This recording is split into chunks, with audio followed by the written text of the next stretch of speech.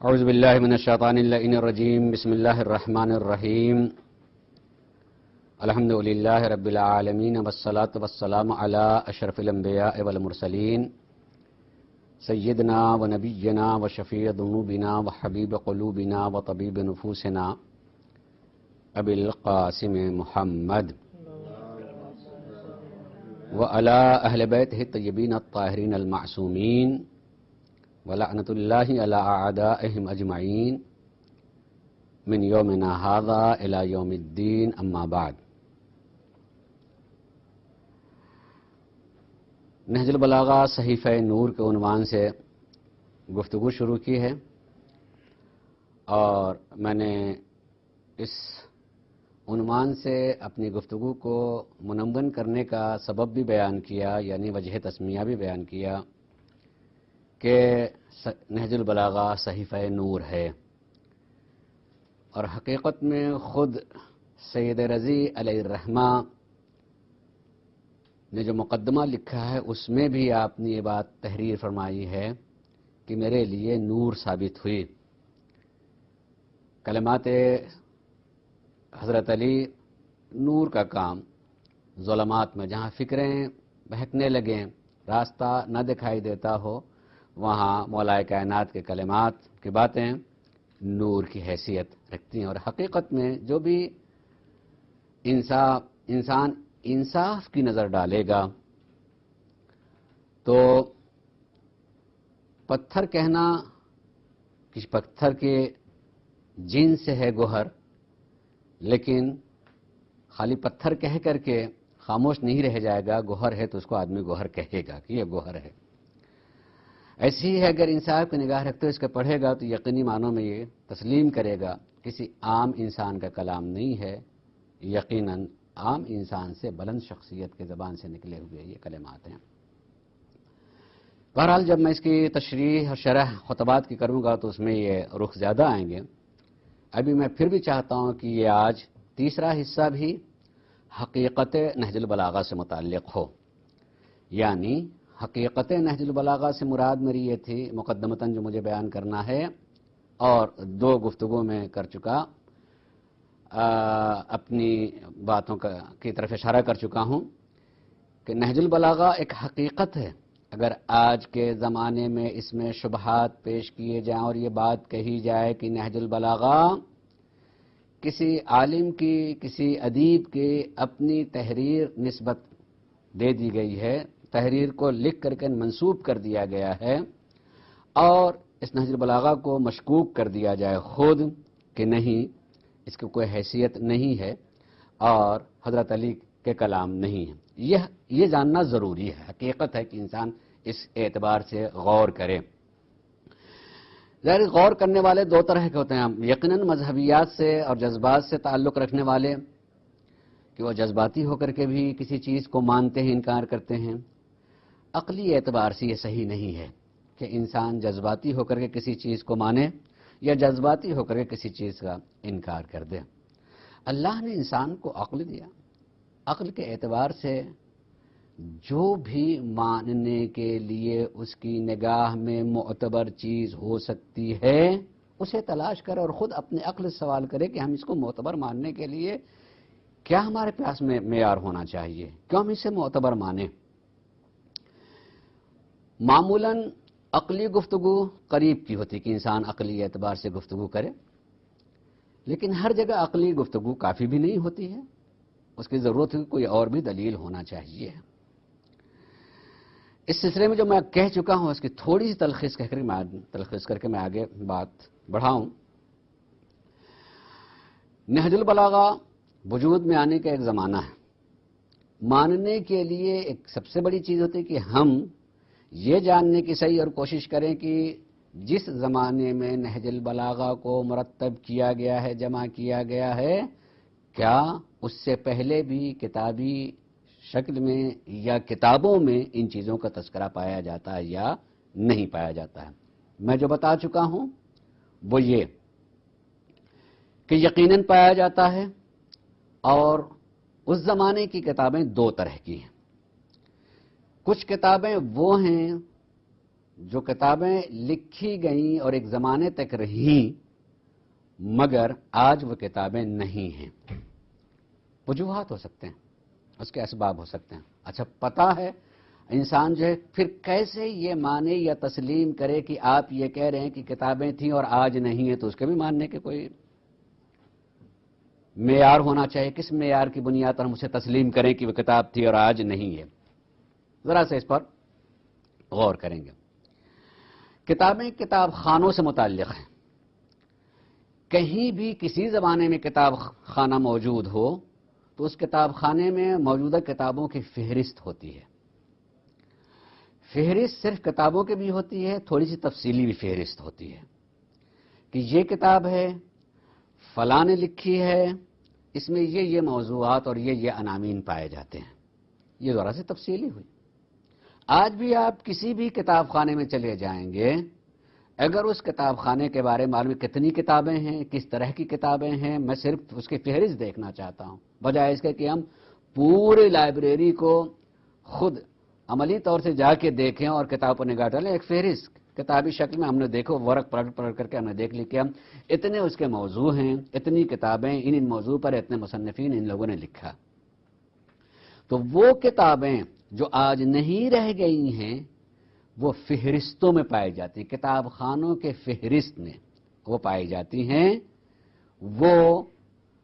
نقل ہو کر کے آئے مگر وہ کتاب نہیں رہ گئی. کتاب نہ رہ جانے کے اسباب میں اگر دیکھا جائے تو وہ کتاب نہیں رہ گئی، یا تو کتاب خانہ خود ضائع ہو گیا ہے، کتاب خانہ خود ہی موجود نہیں رہا ہے، یا یہ کہ اس زمانے میں کتابوں کا وجود مخطوطی ہوتا تھا، مطبوعات نہیں ہوتے تھے. بہت کم کتابیں طبع ہوتی تھیں، مخطوطے اس کے تعداد بھی کم ہوتی تھی.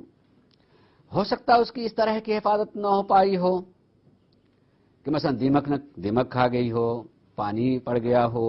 یا ایک ہی دو مخطوطے کوئی لے گیا نہیں لے کر کے آیا، یا خود پوری لائبریری ضائع ہو گئی ہے. تو اس اعتبار سے وہ چیز موجود نہیں رہی. ذرا سا خوش کی بات ہے، مگر اپنے ذہن میں یہ بات رکھیں کہ انکار کے اسباب جو ہو رہے ہیں کہ نہج البلاغہ سید رضی علیہ الرحمہ ایک پڑھے لکھے انسان تھے، بہت ہی ادیب انسان تھے، ان کے ادب پر گہرا نظر بھی تھی اور ادبی قوت بھی ان کے اندر پائی تھی. صاحب قلم تھے، لکھنا جانتے تھے، اور ایک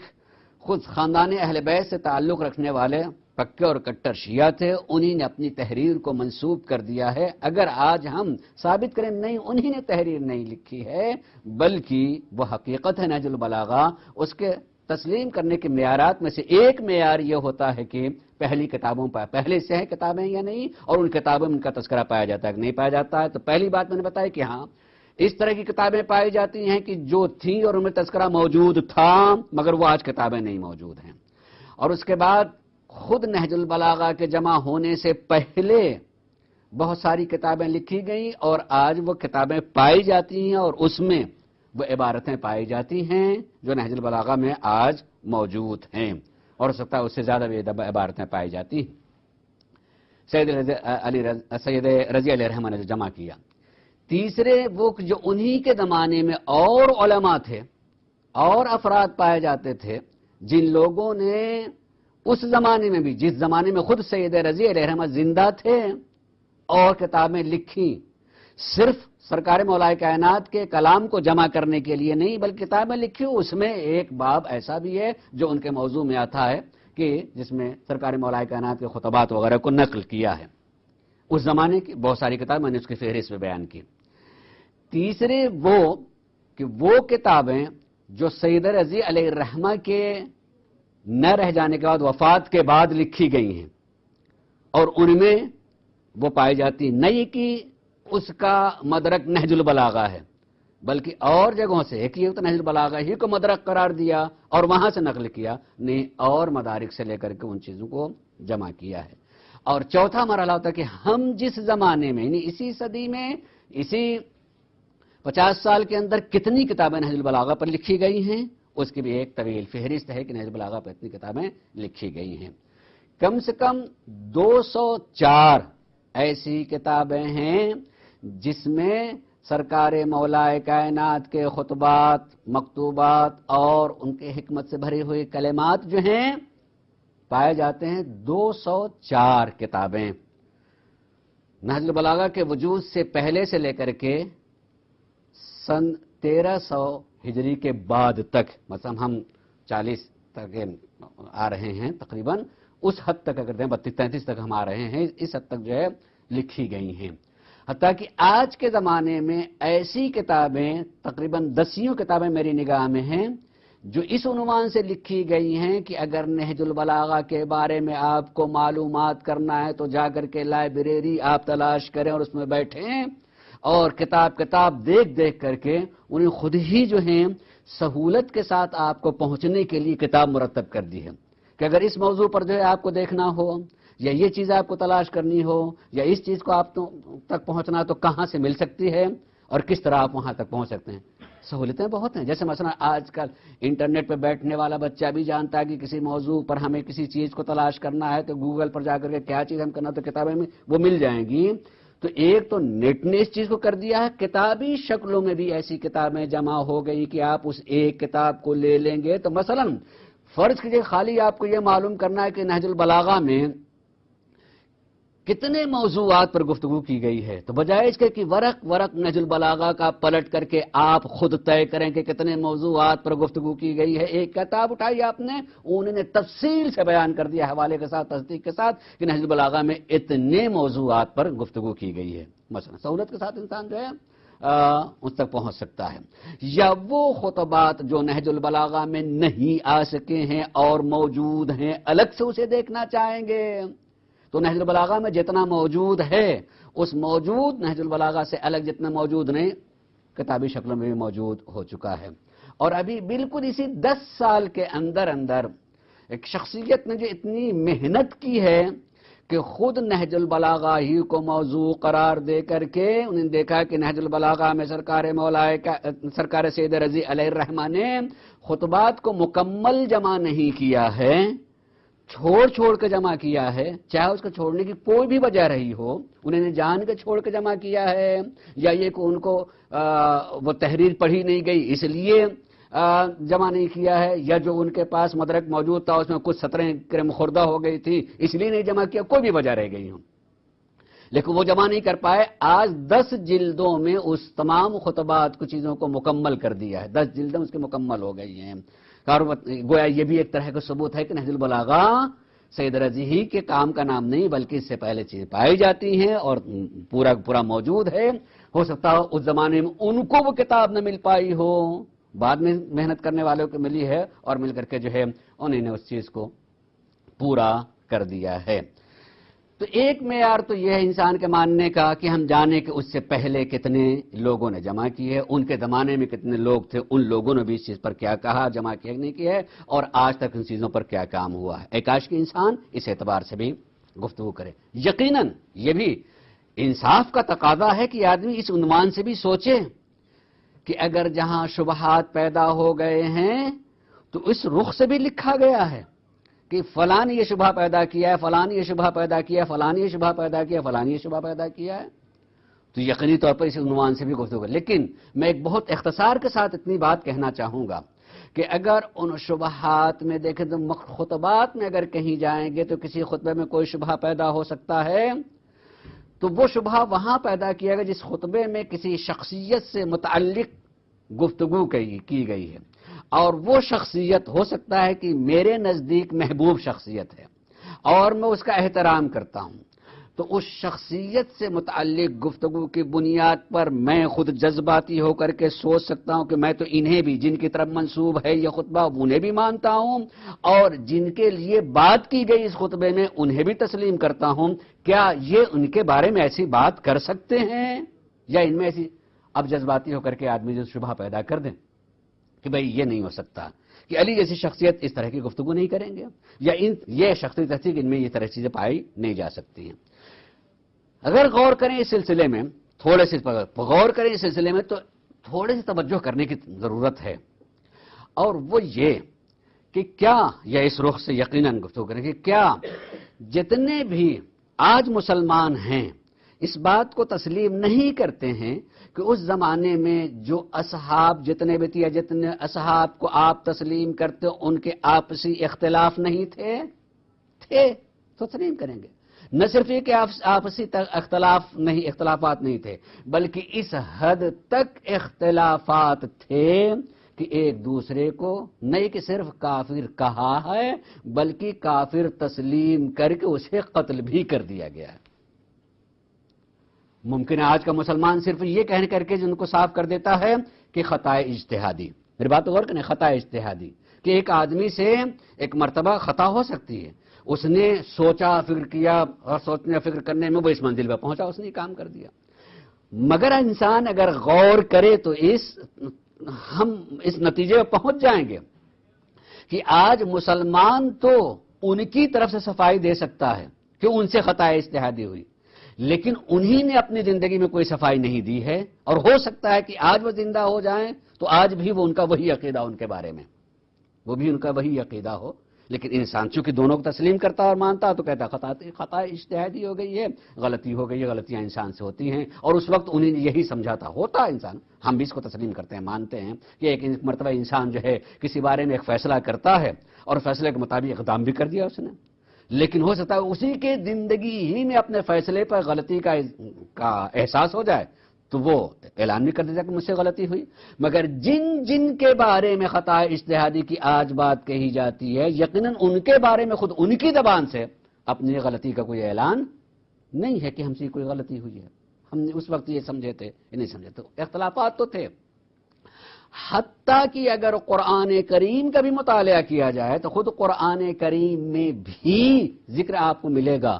کہ نبی کے ساتھ میں نبی کے گھر میں ہیں، مگر قرآن ان کے بارے میں یہ کہتا ہے کہ ان کے دل ٹیڑھے ہو گئے۔ قرآن سورہ تحریم کو پڑھیے، ان دونوں کے دل ٹیڑھے ہو گئے، نبی کے ساتھ میں ہیں دل ٹیڑھے ہو گئے۔ تو کیا اگر خود اللہ کا کلام نبی کے گھر میں رہنے والی کے لیے یہ بات کہے، ازواج میں سے یہ بات کہی جائے تو اللہ کا کلام جو ہے مشکوک ہو جائے گا؟ نہیں، اللہ کا کلام مشکوک نہیں ہوگا، اس لیے کہ اللہ کا کلام جو اپنی جگہ جو ہے طے شدہ ہے۔ تو ہمیں اس کلام علی کے بارے میں خالی ہے کہ وہ طے، اس کے انکار کرنے کی یہ وجہ نہیں ہو سکتی ہے کہ چونکہ اس میں اس طرح کا کلام پایا جاتا ہے، اس طرح کی بات کہی جا رہی ہے، لہذا نہیں مانیں گے، یہ معیار نہیں ہونا چاہیے ہے، معیار آپ کو طے کرنا پڑے گا کہ اس کو کیسے ہم تسلیم کریں۔ میں آج تھوڑا سا رخ جو ہے بیان کروں کہ نہج البلاغہ کے بارے میں لوگوں کے خیالات کیا ہیں، ان خیالات کو بیان کرنے کے بعد ایک رخ بہت عمدہ جس پر گفتگو ہوتی ہے، اور وہ میرے سمجھتا ہوں کہ آج میرے حقیقت نہج البلاغہ سے متعلق آخری گفتگو ہوگی، مگر وہ دلچسپ ہوگی، وہ اسانید اور مصادر کا تعلق، کہ اس کے اسانید کیا ہیں، سند کیا ہے اس کے صحیح ماننے کے لیے، انسان ماننے کے لیے سند مانتا ہے۔ مگر تھوڑا سا اس بات پر گفتگو کرنے سے پہلے نہج البلاغہ کے متعلق کہنے والے کہ نہج البلاغہ کو جن لوگوں نے پڑھا خود نہج البلاغہ کے بارے میں کیا کریں۔ دیکھیے، کبھی انسان جو ہے تحریر کو پڑھ کر کے اس صاحب قلم کو پہچانتا ہے، ہم نے اس صاحب قلم کو، اس لکھنے والے کو نہیں دیکھا ہے، نہیں جانا، مگر اس کی تحریر کو پڑھا تو سمجھ میں آنے لگتا ہے کہ بھائی واقعاً یہ علم سے پر انسان ہے، اس کی نظر بہت اچھی ہے، اس کا قلم بہت اچھا ہے، اس کا علم بڑا وسیع ہے۔ ہم نے جب اس کی تحریر پڑھی ہے تو اس تحریر کو پڑھنے کے بعد عزیز ایک رخ یہ کہ اگر سید رضی علیہ الرحمہ کا صرف ایک نہج البلاغہ کام ہوتا، صرف سید رضی علیہ الرحمہ کا ایک ہی نہج البلاغہ کام ہوتا، کوئی دوسرا اور کام نہ ہوتا، تب تو آدمی کہتا ہے کہ سید رضی کا اور کوئی کام ہی نہیں، ہم کہاں سے پرکھیں، یہی ان کی تحریر انہوں نے نسبت دے دی۔ ایک کام ان کا نہیں ہے، بہت ساری کتابیں آپ نے لکھی ہیں جو موجود بھی ہیں،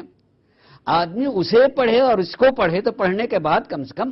واقعاً کوئی دانشور ہے، واقعاً کو صاحب نظر ہے، تو دونوں کو پڑھ لینے کے بعد سمجھ میں آئے گا کہ یہ اس کے قلم کا نتیجہ ہے۔ اگر یہ اسی کے قلم کا نتیجہ ہے تو اس میں تو یہ بات نظر نہیں آتی ہے۔ اور اس دور کے اعتبار دیکھیں کہ ہاں ایک آدمی کہہ سکتا ہے کہ ایک دور میں انسان جو ہے جب شروع کرتا ہے تو اس کا قلم کچھ اور ہوتا ہے، لیکن جب وہ تحقیق کے بعد کوئی بات اور کرتا ہے تو اس کا قلم کوئی اور ہوتا ہے۔ لیکن اس اعتبار سے بھی اگر دیکھنا چاہیں گے تو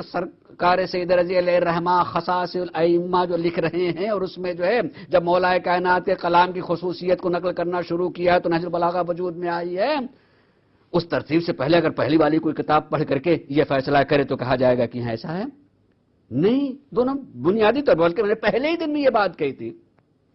کہ خود سید رضی علیہ الرحمہ نے اسی نہج البلاغہ میں مقدمہ میں لکھا ہے، اور وہ چند سطروں پہ نہیں ہے، ذرا ان مقدمے کو پڑھیں اور پھر اس کے بعد فوراً پہلا خطبہ آ جاتا ہے اس کو پڑھیں، زمین و آسمان کا فرق نظر آنے لگتا ہے کہ نظر آنے لگتا ہے۔ اور جن لوگوں نے نہج البلاغہ کا مطالعہ کیا ہے، خود مقدمے کو بھی پڑھا ہے، اس کے بارے میں بھی شرحیں لکھی ہیں، اس کی بھی توجیحات کی ہیں، نہج البلاغہ کی بھی توجیہ، خود پہلا خطبے کی بھی، لیکن تعریف کرنے بیٹھتے ہیں تو تعریف کے وقت جو ہے وہی نہج البلاغہ کی جو سرکار مولا کائنات کے مثلاً یہ شرح ابن میثم قدیم ترین تقریباً 7ویں صدی ہجری میں لکھی گئی ہے، شرح لکھی گئی ہے، اس میں اس کے سلسلے میں خود چند کلمات ہیں، اس میں لکھتے ہیں کہ ہم بسط احترام و انکساری اتنا ہی کہتے ہیں کہ قطرہ سمندر کی تعریف نہیں کر سکتا ہے۔ نہج البلاغہ پڑھنے کے بعد کیا کہتے ہیں؟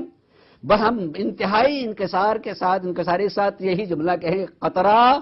سمندر کی کیا تعریف؟ قطرے کوئی حیثیت ہے کہ وہ سمندر کی تعریف کرے؟ یعنی پوری بات کہہ دی، ایک جملے میں پوری بات ہو گئی کہ انسان فوراً اپنے علم کو سمجھ لیتا ہے کہ میں کیا ہوں اور نہج البلاغہ کیا ہے، فوراً محسوس آتا ہے کہ میں قطرہ ہوں اور یہ سمندر ہے، تو پھر بھلا قطرہ سمندر کی کہاں سے تعریف کر سکتا ہے؟ تعریف کرنے کے لیے جو ہے اس کی حیثیت بڑی ہونی چاہیے ہے، تب تو اس کی تعریف کرے گا۔ انتہائی انکساری کے ساتھ ہم یہی کہہ سکتے ہیں کہ قطرہ سمندر کی تعریف نہیں کر سکتا ہے، اور نہیں ذرہ آفتاب کی تعریف کر سکتا ہے۔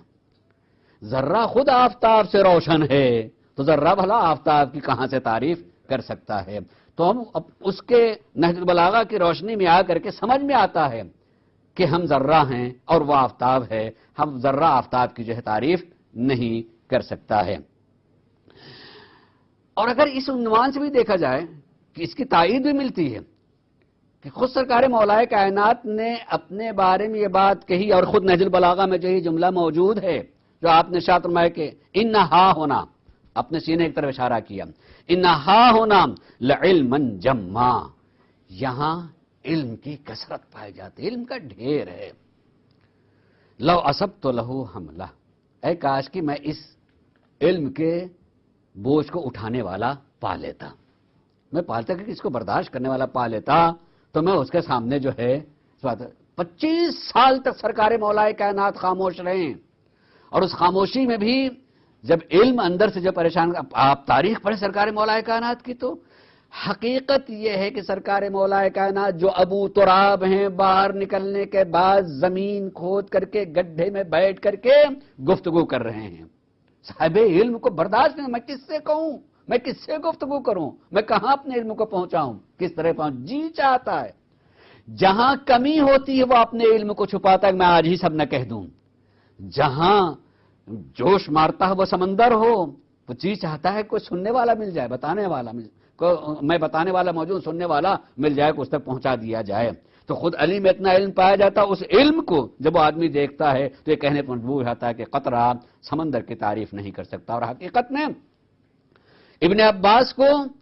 عام لوگوں نے، جو کہ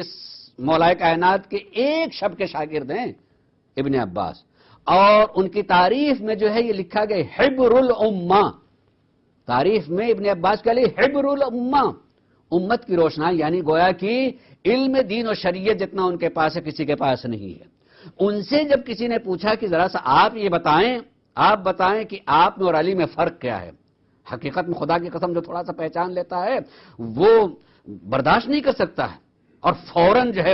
چہرے کا رنگ بدل جاتا ہے، اور یہ کہنے لگتے ہیں تم یہ پوچھ رہے ہو کہ میرے اور علی میں فرق کیا ہے؟ سوئی اٹھائی، سوئی جس سے کپڑا سلا تھا، سوئی اٹھانے کے بعد وہ حصہ جدھر سے دھاگا پرویا تھا کتنا چھوٹا ہوتا ہے،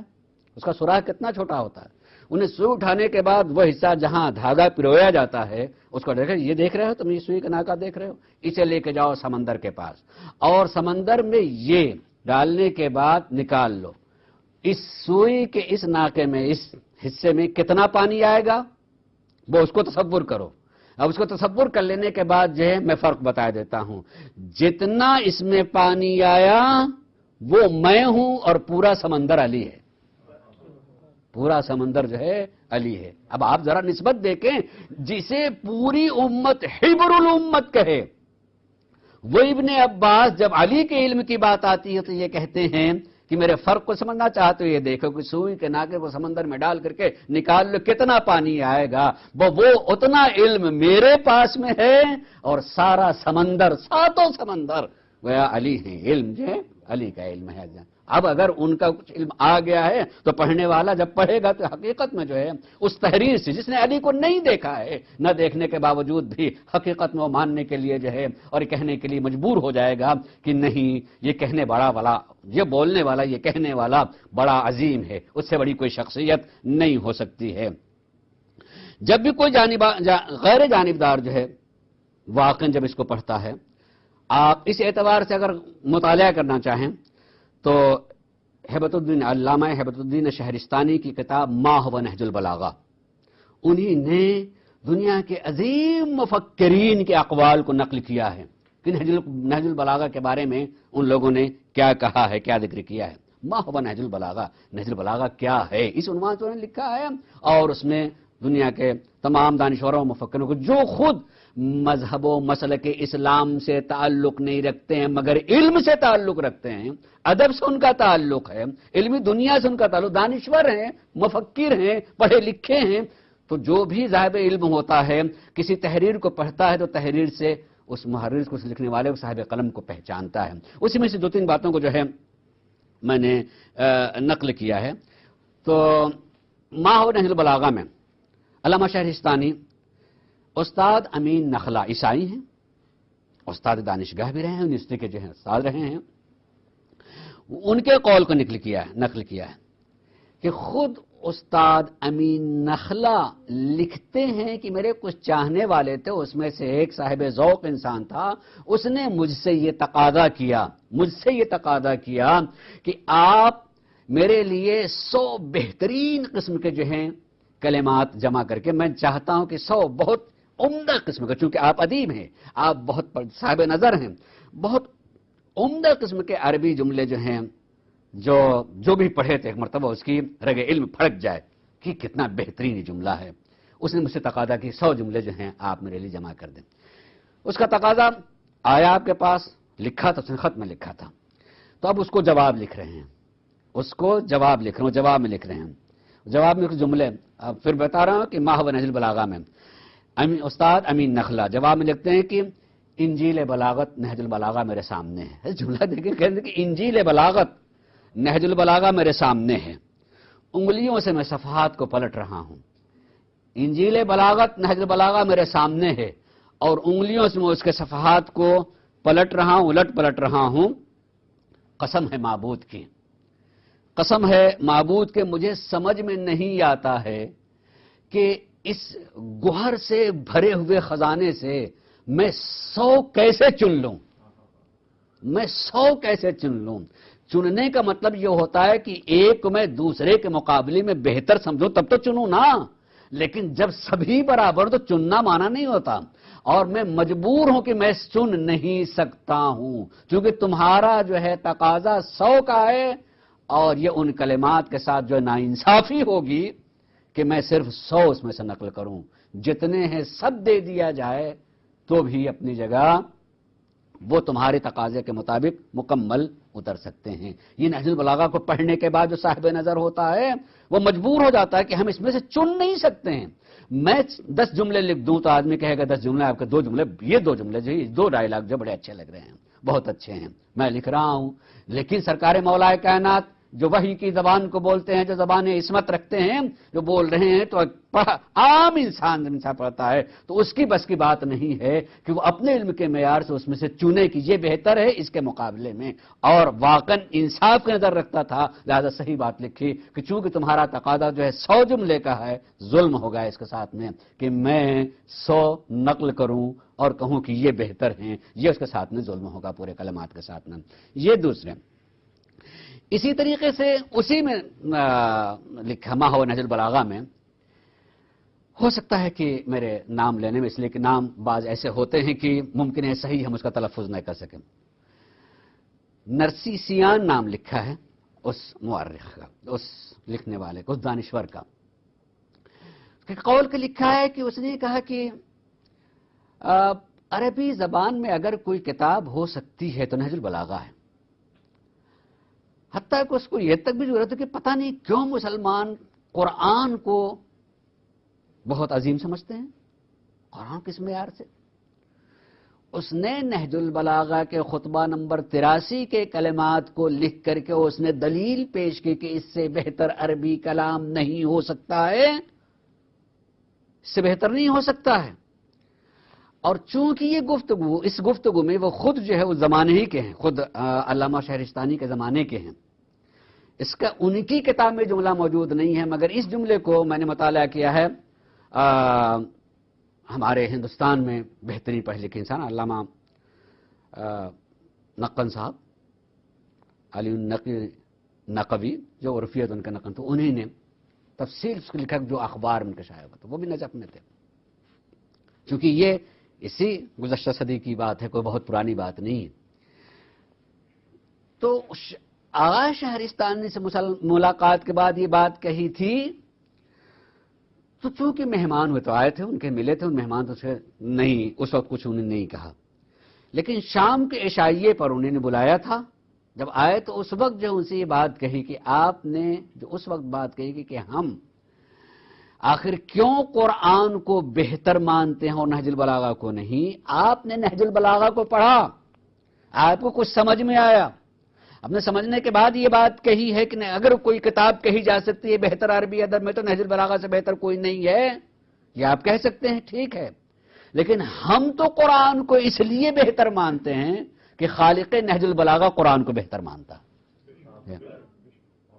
جس نے نہج البلاغہ، جس کی زبان سے نکلے ہوئے کلمات نہج البلاغہ ہو جائیں اور ان کو پڑھ کر کے آپ سب سے بہتر کہیں، تو آپ یہ سوچیں کہ قرآن کتنا بلند ہے کہ جو نہج البلاغہ کو وجود دے سکتا ہے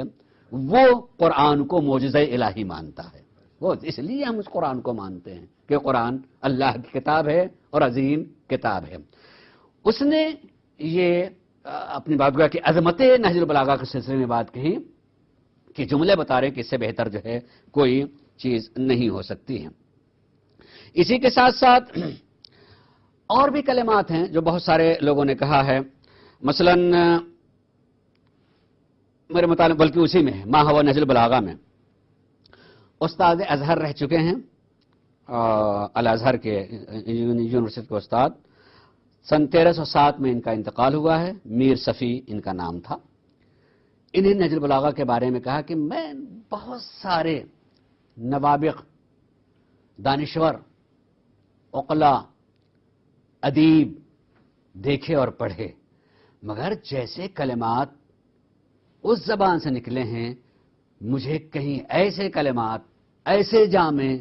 اتنے مختصر کلمات میں جو ہے اتنی بڑی بات کی ہے کہیں مجھے مطالعے میں نہیں ملا ہے. تو نہج البلاغہ پڑھ لینے کے بعد جنہوں نے سرکار مولائے کائنات کو نہیں دیکھا، خود کلمات کو پڑھ لینے کے بعد ان کی عظمت کو پہچان رہے ہیں. اور اس کی عظمت کو پہچان گیا کہ اگر نہ پہچانا ہوا آدمی ہو تو ان کے کلام سے پہچاننا چاہے تو آدمی پہچان سکتا ہے. یعنی ایسے ہی لکھنے والوں نے، حالانکہ ان کا کلام نے سے بہت پہلے کا ہے کہ یہ کہ اگر وہ اپنی جگہ امام تھے تو ان کا کلام بھی امام کلام ہے. کلاموں میں امام پایا جاتا ہے، امام کی حیثیت رکھتا ہے. ایک قول کو عجیب لکھا ہے ما ہوا نہج البلاغہ میں جارج جرداق کا. یہ بھی مسیحی عالم گزرے ہیں، جارج جرداق کا. اور جارج جرداق جو ہے یہ کہتے ہیں کہ ہم علی کو پہچانیں یا نہ پہچانیں. جملہ اس کے لکھتے ہیں کہ ہم علی کو پہچانیں یا نہ پہچانیں مگر حقیقت اور تاریخ گواہ ہے اور گواہ رہے گی کہ علی صاحب وجدان بیدار وجدان رکھتے تھے. علی قہار وجدان رکھتے تھے. علی خود شہید تھے، شہداء کے باپ تھے. علی اور عدالت انسانی کی صدا اور آواز تھے. علی اور ان جملہ لکھنے کے بعد جو ہے ان کے دل میں ایک امنگ، ایک تمنا، اس تمنا کے الفاظ کو ماہو نہج البلاغہ میں کہتے ہیں کہ اے کائنات، اے دنیا، اس کا تمنا ہے کہ اے کائنات، اے دنیا، تیرا کیا بگڑ جاتا، تیرا کیا بگڑ جاتا اگر اپنی تمام تر قوتوں کو بروئے کار لا کر کے ہر زمانے میں اسی عقل، اسی قلب، اسی ضمیر، اسی زبان و بیان اور اسی ذوالفقار کے ساتھ ہر زمانے والے کو علی عطا کر دیتا، ہر زمانے والے کو علی عطا، شاید یہ دنیا زمانے میں جاہل نہ رہ جاتی۔ بلکہ اس قول کو بھی میں نرسیسیان کے قول میں جو ہے ایک جملہ رہ گیا ہے، اس نے یہ بات کہی تھی کہ اگر آج علی ہوتے، جملہ اگر آج علی ہوتے تو مسجد کوفہ اپنی اس تمام تر وسعت کے باوجود علی جس وقت بول رہے ہوتے تو پوری مسجد کوفہ چھلک رہی ہوتی دانشوروں سے۔ اگر علی آج کے زمانے میں ہوتے اور بولتے تو پوری مسجد کوفہ جو ہے بھری ہوتی، چھلک رہی ہوتی۔ اس نے جملہ کے ہیٹ سے، ہیٹ علامت ہے مفکرین، دانشوروں سے، پڑھے لکھے لوگوں سے جو ہے بھری ہوتی، بالکل اور کوئی جگہ نہ ملتی۔ یعنی آج ان کے قدر کے پہچاننے والے ہیں، کاش کی وہ اس زمانے میں ہوتے۔ اور جو جار جرداغ یہاں تک کہ کاش کی دنیا اپنی تمام قوت کو استعمال کرنے کے بعد، اپنی تمام قوت کو بروئے کار لا کر کہ کاش کی ہر زمانے میں علی ہوتا۔ میں یہ کہہ سکتا ہوں کہ جار جرداغ جو ہے بہرحال چونکہ اتنا ہی مطالعہ کیا، اے کاش کی بڑھ کے شیعیت کا مطالعہ کر لیتے تو ہم کہہ سکتے کہ بہت زمانے تک علی آتے رہے، لوگ پہچانتے نہیں رہے۔ یقیناً علی کے بعد حسین علی تھے، حسن علی تھے، حسین علی تھے، زین العابدین علی تھے، محمد باقر علی تھے۔ اگر انہیں بھی، میں تو یہ کہہ سکتا ہوں، حقیقت اور سچائی یہی ہے کہ اگر جس کو بولنے کا موقع مل گیا، اور حقیقت ہے کہ علی کو لوگوں کی طرف رخ کر کے بولنے کا موقع ملا تو نہج البلاغہ وجود میں آ گیا۔ ان کے بعد دوسرے علی یعنی سید سجاد کو لوگوں کے سامنے رخ کرنے کا موقع تو نہیں ملا کہ بولیں، لیکن اللہ کے سامنے رخ کر کے جو بولنا شروع کر دیا تو صحیفہ سجادیہ وجود میں آ گئی۔ دونوں کا آدمی ملا لے، آدمی دونوں کو ملا لے لگے گا۔ اور ایک کاش کی جرداغ کو جو ہے صحیفہ سجادیہ کے بھی مطالعے کا موقع مل جاتا تو شاید کہتا کہ نہیں، علی کے بعد علی آئے ہیں، علی کے بعد علی آئے ہیں، اور زمانے نے علی کو عطا کیا، زمانے والوں نے نہیں پہچانا ہے، زمانے والوں نے پہچاننے کی صحیح کوشش نہیں کی ہے۔ اس بنیاد پر جو ہے وہ لگتا ہے کہ زمانہ میں خلا رہا ہے، ان کو قید کر دیا گیا ہے، ہر زمانے کے علی کو قید کر دیا گیا ہے، ہر زمانے کے علی کو جو ہے ان کے گھروں میں جو مقید کر دیا گیا ہے۔ اے کاش کہ ان کی باتوں کو سنا جاتا تو ہر زمانے میں علی کی آواز آتی۔ ہم تو یہ کہہ سکتے ہیں کہ جن لوگوں نے سنا علی کو اور انہوں نے محفوظ کر لیا، اور محفوظ کرنے کے بعد سید رضی نے وہ کام کیا کہ کام کرنے کے بعد جو ہے وہ شہرت پاتی گئی۔ آج میں کہہ سکتا ہوں ایک معجزہ، ایک معجزے کے طریقے جیسے قرآن اپنے اعجاز کے ساتھ میں باقی ہے، ایسے ہی نہج البلاغہ اپنے اعجاز کے ساتھ جو ہے باقی رہے گا۔ قرآن کی روشنی بھی باقی رہے گی، نہج البلاغہ کی بھی روشنی باقی رہے گی۔ میں سمجھتا ہوں اور جانتا ہوں اور حقیقت ہے کہ جب انسان مذہبی تعصب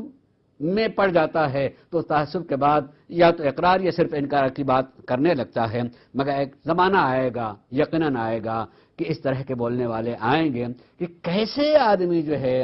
سورج کو ذرہ کہہ دے گا، نہیں ہو سکتا ہے، کیسے آدمی جو ہے قطرے کو سمندر کہہ دے گا، نہیں ہو سکتا ہے، یا یہ کہ سمندر کو قطرہ کیسے کہہ دے گا یا سورج کو ذرہ کیسے کہہ دے گا۔ فرق سمجھ میں آ جائے گا جب انسان پڑھنے لگے گا اور حقیقی معنوں میں پڑھے گا۔ اسی کے ساتھ ساتھ اسی کتاب میں جبران خلیل، یہ بھی عیسائی ہیں، ان کے بارے میں جو ہے ماہو نہج البلاغہ میں جملہ لکھا ہے۔ علی لکھتے ہیں کہ علی دنیا سے شہید عظمت ہو کر کے گئے ہیں، علی دنیا سے شہید عظمت ہو کر کے گئے ہیں۔ دنیا سے جا رہے تھے تو ان کے دونوں لبوں کے درمیان نماز تھی، جب اس دنیا سے جا رہے تھے ان کے دونوں ہونٹوں کے درمیان میں نماز تھی، اور شوق پروردگار سے ان کا قلب لبریز تھا، اور عرب ان کے مقام و منزلت سے ناآگاہ تھے۔ یعنی گویا کہ ان کے حال کی کیفیت کو پڑھ کر کے وہ خود فیصلہ کر رہا ہے کہ وہ جا رہے ہیں تو ان کے دونوں لبوں کے درمیان میں نماز ہے، ان کا قلب یعنی اتنا زمانہ گزرنے کے بعد جب آدمی پڑھتا ہے تو پڑھنے سے لگتا ہے کہ میں دیکھ رہا ہوں کہ ان کے ہونٹوں پر نماز ہے، ان کا قلب جو ہے محبت پروردگار سے لبریز ہے، مگر یہ بھی دیکھ رہا ہے کہ جتنے دوسرے عرب ہیں جو ان کے زمانے میں ہیں، ان کی منزلت سے، ان کے مقام سے بالکل ناآگاہ ہیں، پہچان نہیں پا رہے ہیں۔ ایک جملہ لکھتا ہے، یہی جبران، یہ تاریخی جملہ ہے اور واقعاً اس کو یاد کرنے کے لیے، سمجھنے کے لیے کہ جب آدمی پہچانتا ہے کسی عظمت کو تو کس طریقے سے کہتے ہیں، اسی ماہوہ نہج البلاغہ میں ہے۔ کہتے ہیں کہ علی بھی تمام انبیاء کی طرح اس ملک میں آئے جو ان کا ملک نہیں تھا۔ یعنی جب آدمی کسی جوہر کو، کسی چیز کو دیکھتا ہے اور دیکھتا ہے کہ بھائی یہ اس کی جگہ نہیں تھی، کسی کی شان کو آدمی پہچان لیتا ہے تو جہاں رکھا بھائی یہ جگہ اس کی نہیں، بھائی اس کو کہاں رکھا آپ نے اس کی جگہ، مثلا کہیں قرآن زمین پر رکھا ہوا آدمی تو بھائی تم کیسے سمجھ، یعنی تمہیں ہو کے گیا کیا یہ چیز یہاں رکھنے کی ہے؟ جلدی سے اٹھا کے جو اس کی منزلت ہوگی اپنے سینے سے لگا لے گا، اپنے قلب میں رکھنے کی بات کہے گا۔ یعنی پڑھنے کے بعد یہ کہتا علی بھی اس ملک میں آئے، تمام انبیاء کی طریقے سے اس ملک میں آئے جو ان کا ملک نہیں تھا، ان لوگوں میں آئے جو ان کے نہیں تھے، ان لوگوں میں آئے جو ان کے نہیں تھے، اس زمانے میں آئے جو ان کا زمانہ نہیں تھا۔ مگر اللہ کی اس میں کیا حکمت تھی؟ پروردگارا تو اپنی حکمت کو تو ہی جانتا ہے کہ کیوں اس کو اس ملک میں بھیجا جو ان کا ملک نہیں تھا، ان لوگوں میں بھیجا جو ان لوگوں کے لیے نہیں تھے، اس زمانے میں بھیجا جو ان کا زمانہ نہیں تھا۔ خیر یقیناً جو ہے عظیم شخصیت کو پہچان لینے کے بعد جو درد رکھتا ہے وہ اپنے درد کو کہہ ہی سکتا ہے، لیکن جس بھیجنے والے نے بھیجا وہ جانتا ہے کہ کس کی جگہ کیا ہے اور کہاں ضرورت ہے۔ اسی میں یہ بھی ایک جملہ ہے، شبلی شمائل، یعنی زیادہ تر انہوں نے نقل کیا ہے وہ جو غیر شیعہ مورخین دانشور ہیں ان کا قول میں، شبلی شمائل ان کا جملہ لکھا ہے ماہوہ نہج البلاغہ میں کہ علی وہ تنہا نسخہ زمان ہیں، علی وہ تنہا نسخہ زمان تھے کہ شرق و غرب نے، دنیا کے مشرق نے اور مغرب نے، جدید و قدیم میں، پہلے کے بھی اور اس کے بعد والے کسی نے بھی ایسا نسخہ نہیں دیکھا جو نسخہ اصل کے عین مطابق لگتا ہو۔ لیکن کہ یہ علی جو ہے وہ نسخہ تھے جو اصل سے بالکل اتنا مطابق تھے جسے عین لگتا۔ میں کہہ سکتا ہوں کہ وہ کیا دیکھ رہا ہے اس میں، یعنی کہہ سکتا ہوں جس نے بھیجا ہے اس کو وہ اس کے اتنا مطابق ہے کہ ہم نہیں کہہ سکتے ہیں کہ وہ اس کا الگ سے کوئی نسخہ لگتا ہے کہیں وہی نہ ہو، وہی نہیں۔ میں کہہ سکتا ہوں کہ علی کے زمانے میں اگر ان کے قریب کوئی جائے اگر بہک رہا ہو تو الگ کی بات ہے، اتنے زمانے کے بعد بھی اگر کوئی علی کا مطالعہ کرتا ہے تو کہتا ہے کہ جدید و قدیم زمانے میں کوئی ایسا نسخہ دیکھنے کو نہیں ملتا جو اصل کے اتنا مطابق ہو کہ کوئی فرق ہی نہ لگتا ہو۔ تو نہج البلاغہ اور علی کی ذات اور یہ سب کچھ جو ہے نہج البلاغہ کو پڑھنے کے بعد، ان کے قول کو پڑھنے کے بعد جو ہے یقینی طور پر ان افراد جو ہے اس طرح کی باتیں کہہ رہے ہیں۔ اور بھی بہت سارے رخ ہیں عزیزان گرامی، میں اس میں ایک رخ اور پیش کرنا چاہوں گا کہ بعد کے معاصر میں جو بعد میں کتابیں لکھی گئی ہیں، بعد میں بہت ساری کتابیں لکھی جو ہمارے زمانے میں پائی جاتی ہیں، متاخرین نے، یعنی اس عصر میں، اس صدی میں جو گزری اس میں جو بہت ساری کتابیں لکھی گئی ہیں، اس میں سے مثلا فتح اللہ کاشانی کی شرح ہے تنبیہ الغافلین اور تذکرۃ العارفین، جس میں جو ہے تذکرہ موجود خالی نہج البلاغہ ہی کی نہیں اور بھی مولائے کائنات کے کلمات کا تذکرہ پایا جاتا ہے۔ اور ایک شرح نہج البلاغہ کی لکھی ہے فاضل علی ابن حسین زورائی کی،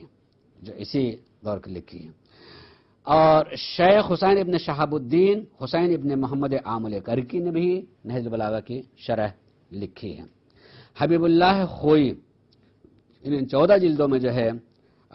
شرح لکھی ہے جو اسی دور کی ہے۔ اور اس کے علاوہ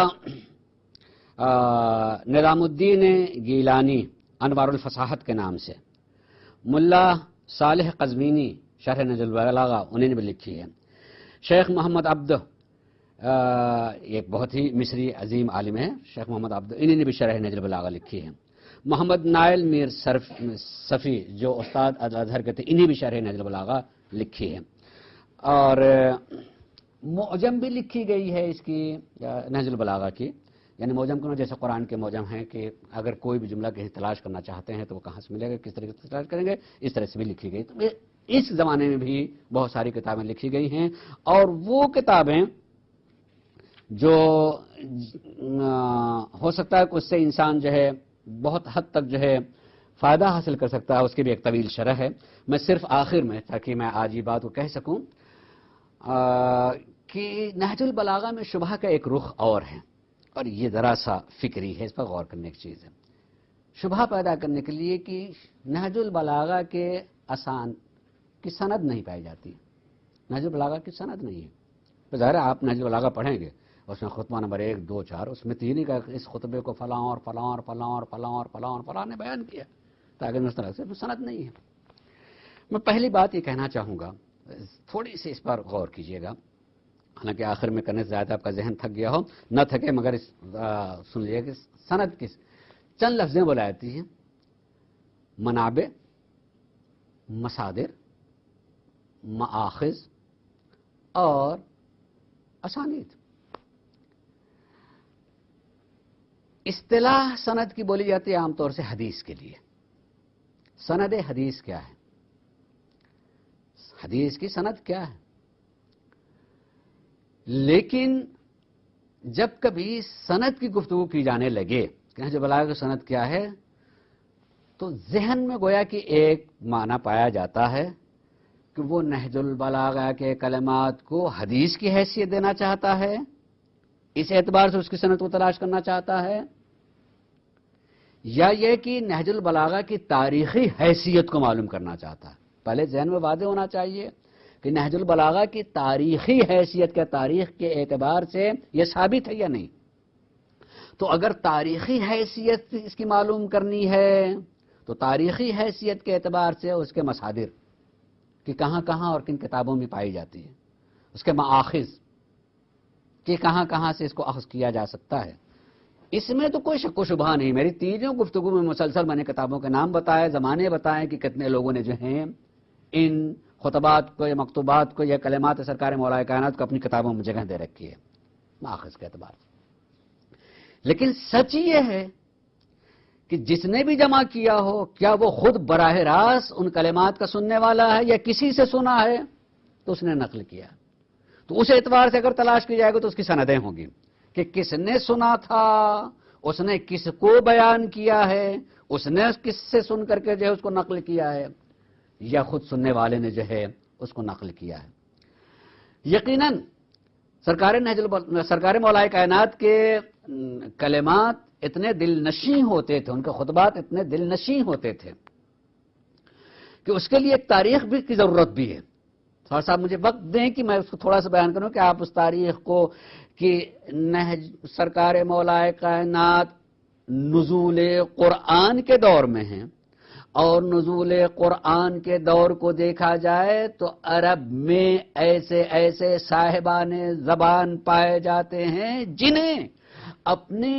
قول پر، اپنی بات پر، اپنے اشعار پر، اپنے ادب پر، اس کے حسن پر اتنا فخر ہے کہ اوقاز، بازار اوقاز لگتا ہے جہاں جاتے ہیں بیٹھتے ہیں اپنے اپنے کلام کو سناتے ہیں سال، اور اس میں تاریخ اس کو نہیں ہوتا، اور ہر مسلمان اس کو مانے گا کہ 7 ایسے قصیدے ہو گئے تھے جسے سبع معلقہ کہا جاتا ہے، جسے خانہ کعبہ میں لا کر لٹکا دیا گیا تھا کہ اس کا جواب نہیں ہو سکتا ہے، اس کا جواب ممکن ہی نہیں ہے. یعنی ان کے خیال میں یہ معجزہ ہے ان کے لیے کہ بس اس کا آپ کو جواب نہیں ہو سکتا ہے. اب آپ سنیں کہ ذہن جو جاہلیت کا دور ہے مگر ادب اور فن ادب کے اعتبار سے اتنے بلند ہیں وہ کہ وہ گفتگو کریں، اشعار کہیں تو وہ دعویٰ بھی کر سکتے ہیں کہ اس کا کوئی جواب نہیں ہو سکتا ہے. اور جواب بن کر کے کیا آیا ہے؟ قرآن. کہ قرآن کے بعد جو ہے وہ مجبور ہو جاتے ہیں کہ بھائی اب یہ اس کا جو باقی کو جواب نہیں ہے. اور خود قرآن بھی اعلان کر دیتا ہے کہ اگر اس کے اللہ کی طرف سے نہ ہونے کا تمہیں یقین ہے تم اس کا جواب لیا، اور آج تک کوئی جواب نہیں آتا ہے مثلا. تو انہیں اپنے ادب پر اتنا، اب میں صرف اتنی بات بتانا چاہتا ہوں کہ اتنے بڑے ادیب اور فنکار، اس سننے والے بھی ایسے ہیں. پورے بازار میں جا کر کے اس طرح کی گفتگو کرنا، سننے والے بھی وہی ذوق رکھتے ہیں یقین کریے جب جس زمانے میں جو بولنے والے ہوتے ہیں تو سننے والے کا اسی اعتبار سے ذوق بڑھتا ہے، وہ بھی اسی اعتبار سے بولتے ہیں، وہ اسی کلام کو سمجھتے ہیں۔ اب سرکار مولا کائنات کو خطبہ کہنا، وہ اس قریب کے وہ لوگ ہیں جو ذوق سخن رکھتے ہیں، جو بات کو سمجھنا جانتے ہیں، کس طریقے سے بات کو مختصر سے کلمے میں کہی جاتی ہے۔ یعنی جب زمانہ ایسا ہو کہ ذوق ادب اتنا بلند ہو تو سرکار مولا کائنات نے اس ذوق کو سامنے رکھا ہے کہ قوم اس طرح کی ہے اور اسی طرز میں گفتگو کی ہے، اسی لہجے میں گفتگو کی ہے۔ یہ اعجاز کی کیفیت ہے جس پر لکھنے والوں نے یہ بات کہی ہے کہ لوگوں کو حیرت اس بات پہ نہیں ہے کہ اتنا حسین ادب سامنے آ گیا ہے، حیرت اس بات پہ ہے کہ موضوعات بدلتے چلے جا رہے ہیں مگر حسن ادب میں کوئی فرق نہیں آتا ہے۔ مثلا آدمی جو ہے عشقیہ گفتگو ہو سکتا ہے کہ اس کے لیے جملات اور اس کی باتیں جو اس طریقے سے کہے کہ جو دل نشیں ہو، لیکن فلسفہ بیان کرنے لگے اور اس میں بھی لب و لہجہ وہی ہو اور اسی طرح کا جو ہے دل نشین لب و لہجہ اور ادب کا ہو، تو حیرت کی بات ہے کہ آپ اخلاق کی گفتگو کر رہے ہیں، آپ فلسفے کی گفتگو کر رہے ہیں، آپ ملائکہ کی گفتگو کر رہے ہیں، کسی کریں مگر لب و لہجے میں اور جو ادبی حسن ہے اس کو برقرار رکھیں کہ انسان کے ذہن اس طرح متوجہ رہے اور اسی لب و لہجے میں اسی حسن کے ساتھ جو ہے آپ اخلاقی اور حکمت کی بات کو پہنچا دیں۔ یہ اصل میں انسان کو حیرت میں ڈالے دیتا ہے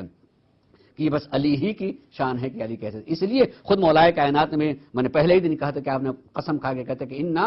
لعمراء الکلام، ہم ہیں امیر کلام، ہم ہیں امیر کلام۔ میں جملہ میں پڑھا تو میں ابھی راستے میں سوچ رہا تھا کہ علی نے یہ نہیں کہا کہ میں ہوں امیر کلام،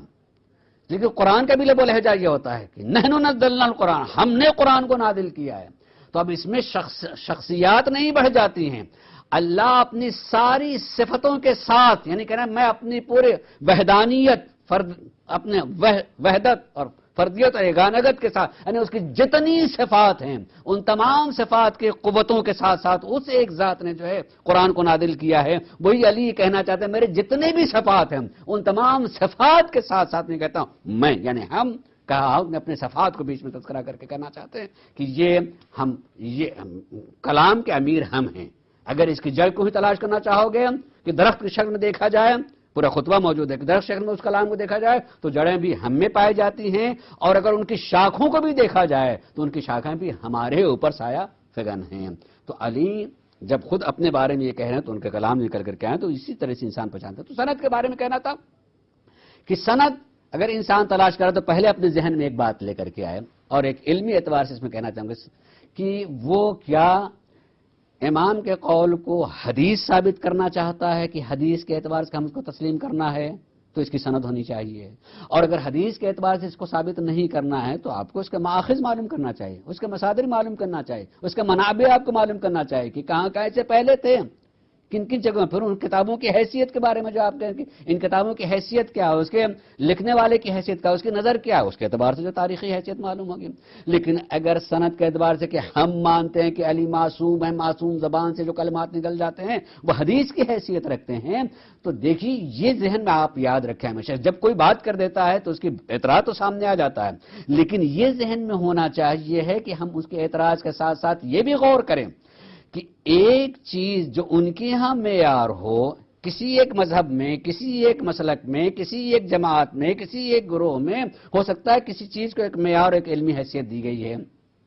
مثلا سند کے بارے میں یہ طے ہے عامہ کے نزدیک کہ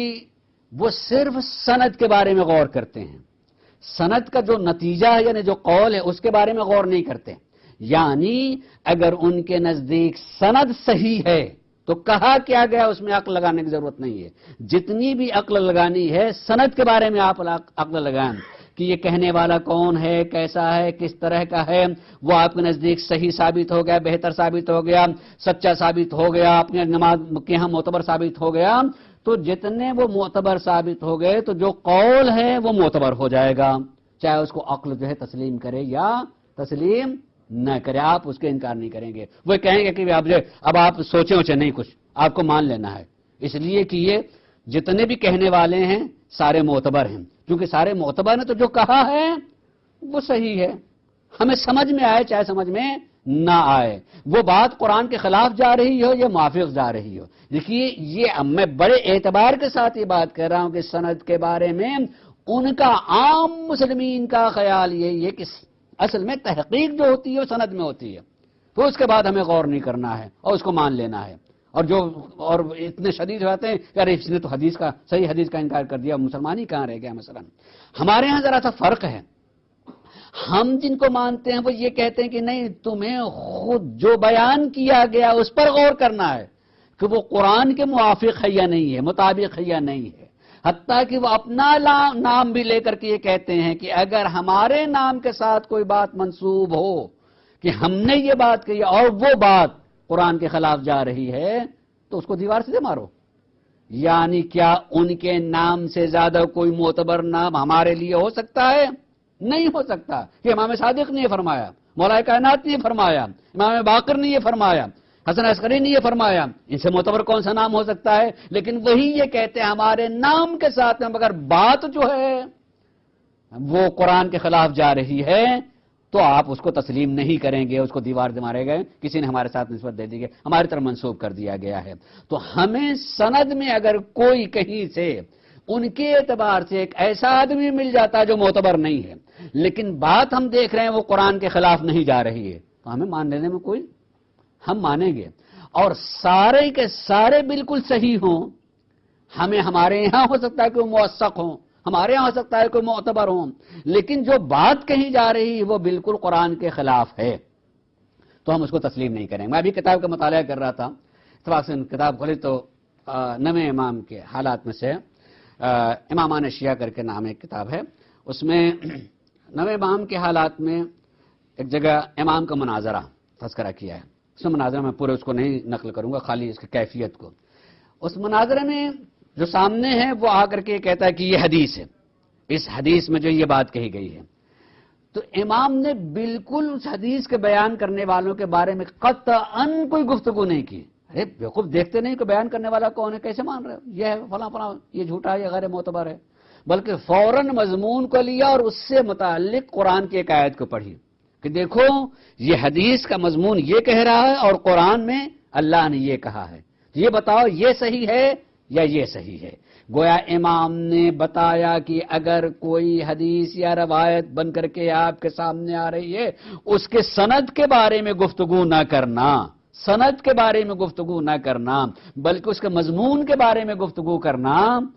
میں یہ کہتا ہوں کہ اگر خود پورے نہج البلاغہ کے لیے قطعاً کہیں بھی اس کا سابقہ نہ ہوتا، کہیں اس کا ماخذ نہ ہوتا، کہیں اس کا کوئی مدرک نہ ملتا، کہیں اس کی کوئی سند نہ ہوتی اور پورے نہج البلاغہ کو پڑھ کر کے قرآن سے ملاتے چلے جائیں اور پڑھتے چلے جائیں تو آپ کو یقین آتا چلا جائے گا کہ جیسے لگے گا کہ قرآن کی باتوں کو کوئی اپنی زبان میں بیان کر رہا اور ہے، حقیقت ہے۔ میں انشاءاللہ جب شرح کی منزل پہ آؤں گا میں آپ کو بتاؤں گا کہ کتنے شارحین نے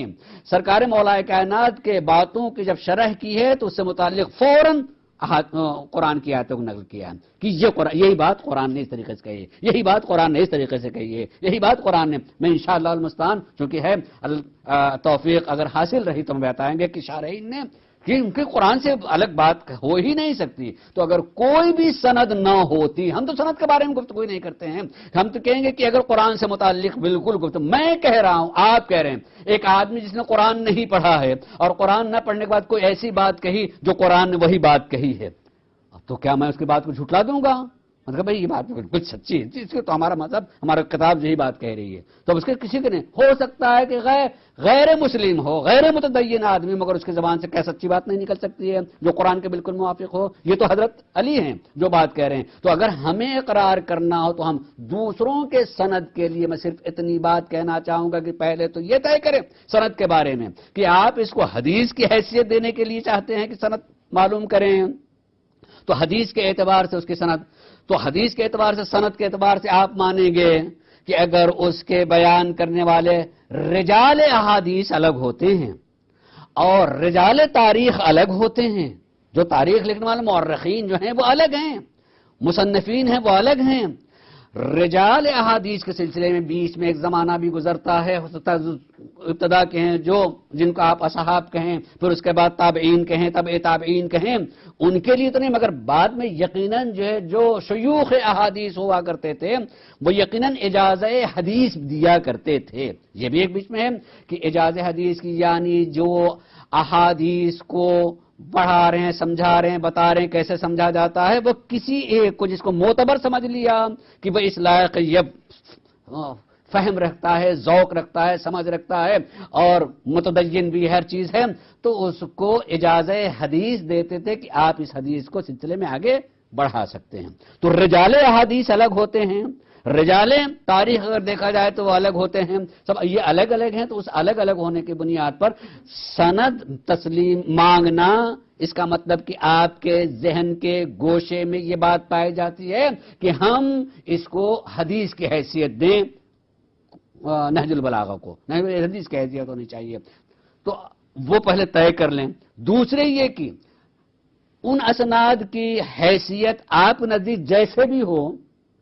آپ صرف سند ہی پر تحقیق کریں گے کہ بیان کرنے والے لوگ کیسے کیسے ہیں، اور اس کی بنیاد پر انکار یا اقرار کریں گے کہ اگر وہ بیان کرنے والے سارے کے سارے آپ کے نزدیک موثق ہیں، رجال احادیث پائے جاتے ہیں، تب مانیں گے۔ ہمارے یہاں ماننے کے لیے کم سے کم اتنا ہے کہ نہیں، رجال حدیث پر نہیں، ہم تو اس کے مضمون کے اعتبار سے مانیں گے کہ یہ قرآن کے مطابق ہے کہ نہیں ہے، قرآن کے خلاف تو نہیں جا رہا ہے۔ یقینی طور پر اگر دیکھا جائے، اگر کہیں کسی ذات سے متعلق بھی گفتگو کی گئی اور سخت گفتگو کی اور یقیناً کی ہے،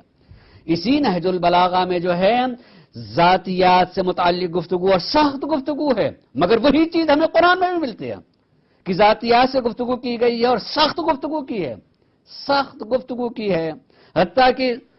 جناب نوح ہوں، ان کے لیے اور بھی انبیاء کے لیے ان کی ازواج کا تذکرہ کیا گیا، ان کی خیانت کا تذکرہ کیا گیا ہے، خود ان کے ازواج کا تذکرہ کر کے خود نبی کے گھر میں بیوی کی حیثیت سے رہتے ہوئے خود قرآن نے اگر ان کا تذکرہ کیا ہے اور اس تذکرے میں جو ہے آپ نے یہ بیان، قرآن یہ کہتا ہے اس کے خیانت تذکرہ کر رہا ہے، یا خود سورہ تحریم میں جو ہے ازواج نبی میں سے بھی تذکرہ ہے کہ ان کے دل ٹیڑھے ہو گئے ہیں، تو یہ خود جو ہے ذکر ہونا اور سخت تذکرہ ہونا اس بات کی دلیل نہیں ہو سکتی کہ سخت تذکرہ تو ان کو ہم انکار ہی کر دیں۔ اور خود میں ابھی راستے میں گفتگو کر رہا تھا کہ کہوں کہ اگر قرآن کو بھی قرآن بھی جمع کیا گیا ہے، اب جمع کرنے کے لیے ہر سورہ سے پہلے جو ہے اس کی سند موجود ہونی چاہیے، قرآن ماننے والے کو پڑھے کہ بھئی اس کی سند کہاں ہے کہ یہ سورہ نازل ہوا ہے، کون بیان کرنے والے ہوئے کہ بیان کرنے والے اس کی سندیں، تو سند مانے۔ اگر آپ جو ہے صرف اس لیے کہ اس کی سندیں بھی اس کے ساتھ موجود ہونی چاہیے، نہج البلاغہ جمع کیا گیا ہے، جمع کرنے والے اس کے ساتھ جو اس کی سندیں نہیں لکھی ہیں، بعد میں یقینی طور پر نہ جانے کتنی کتابیں مصادر اور مآخذ کے نام سے جو ہیں وجود میں آ چکی ہیں، آدمی جائے حتیٰ کہ اسناد کے اعتبار سے بھی ذکر ہو چکا ہے کہ اگر آپ سند کے اعتبار سے دیکھنا چاہتے ہیں تو آخر کسی نے سنا مولا کائنات کو، سننے کے بعد یاد کیا اور پھر آگے بیان کر رہا، جیسے احادیث ہوتی ہیں کہ رسول سے کہتے ہوئے سنا اور سننے کے بعد جو ہے آگے بیان کیا، اسی طریقے سے اس پر بیان کیا، اس اعتبار سے بھی ذکر ہوا ہے۔ خالی نہج البلاغہ میں ان سندوں کا تذکرہ نہ ہونا، میں ابھی اس وقت کسی حدیث کو پڑھوں اور اس میں ساری اس کی سند کو بیان نہ کروں تو یہ غلط کہنے کا، یہ نہیں کہہ سکتے آپ یہ غلط کہہ رہے ہیں کہ حدیث ہی نہیں اس لیے کہ آپ نے سند نہیں بیان کیا، نہیں، میں یہ کہوں گا کہ نہیں، اگر اس کے سند کو دیکھنا ہو یا اس میرے ماخذ کو دیکھنا ہو، میں کہاں سے اس کو لے کے آیا ہوں تو میں بتا سکتا ہوں فلاں فلاں کتاب۔ ویسے ہی نہج البلاغہ جمع کرنے والے نے ایک کلام کی خصوصیت کے اعتبار سے جمع کیا ہے، خصائص الائمہ لکھ رہے ہیں تو اس میں معصوم کے قول کے کلام کی خصوصیت کیا ہوتی ہے اس اعتبار سے جمع کر رہے ہیں، انہی نے اس اعتبار سے نہیں جمع کر رہے ہیں کہ اس کو منوائیں ہم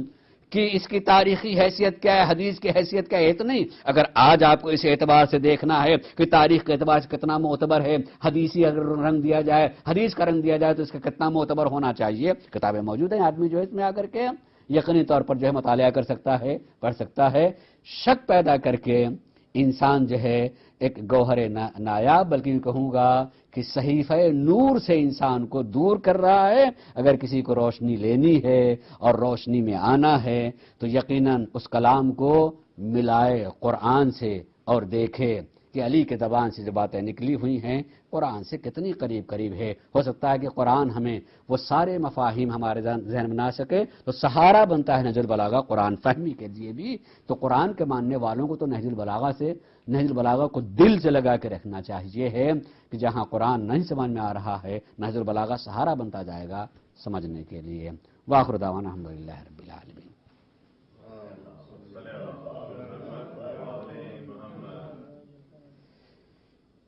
جی اگر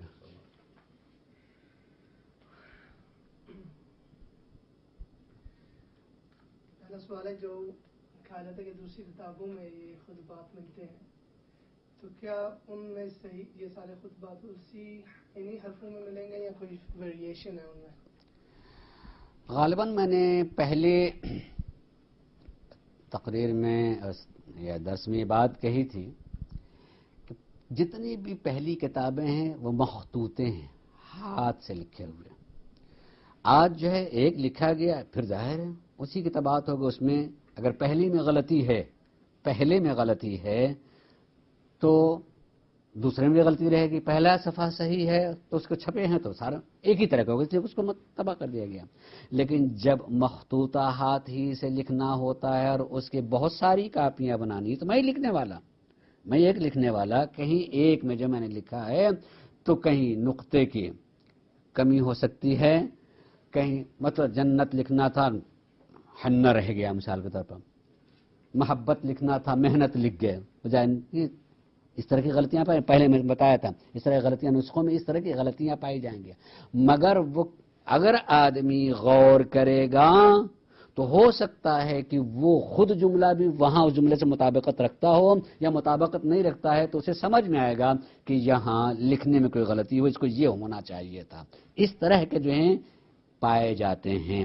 اور چونکہ آدمی لکھ رہا اور وہ ایک ہی آدمی کو لکھنا ہوتا تھا, کئی کاپیاں لکھنی ہے, بیٹھ کر لکھ رہا ہے, محنت پڑ رہی ہے ذہنی, لیکن چونکہ لکھنا ہے اس پر زور ہے تو کبھی کبھی سطریں بھی ہو سکتا ہے غائب ہو گئی, پوری سطر نہیں لکھی ہے, پورا جملہ نہیں لکھ پایا ہے, تو اب وہ تو چلا گیا. ایک نسخے میں یہ ہے دوسرے نسخے میں یہ چیز نہیں پائی, تو اس طرح غلطیاں یقیناً پائی جاتی ہیں. لیکن چونکہ وہ غلطی آج اس زمانے میں غلطیاں رہ جاتی ہیں, لیکن جو غلطیاں رہ گئی ہیں وہ ہر ایک میں پائی جائیں گی. اب اس کو آدمی, لیکن اس زمانے میں ہر نسخے میں الگ الگ غلطیاں ہو سکتی ہیں. ہر غلطیاں تو وہ طرح غلطیاں ہیں. لیکن